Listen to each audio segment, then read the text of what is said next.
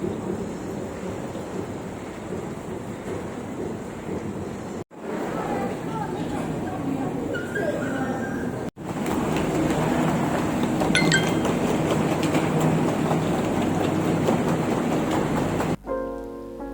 kita sudah masuk dalam train. Kita mencarilah tempat duduk kita. Kali ni short vacay aku dengan kakak aku, dengan adik aku. Yang kecil tu anak buah aku.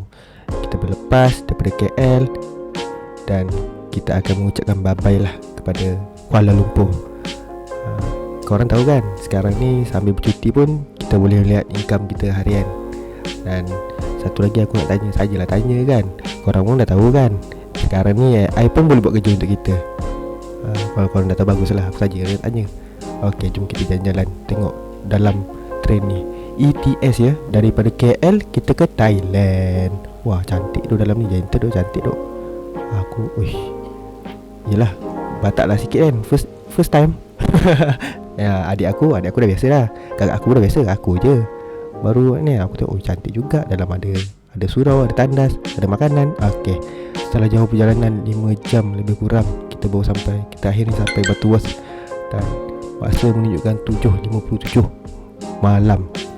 Dan kita dah sampai ke KTM Batu Was.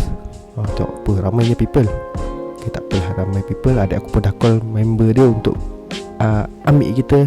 Dan Sheraton Hotel, terima kasih kepada kawan Linda duduk Penang. Apa namanya? Emilia. Tu anak buah aku dah comel, pandai pula tolong laciknya buka pintu. Sambil-sambil kita dah check in hotel, kita nak ucap terima kasih kepada kawan adik aku yang bernama Emilia tadi tu. Kita ajak makan malam, tapi makanan dah tak sampai. Tak apa, thank you lah. Thank you. End of part 1.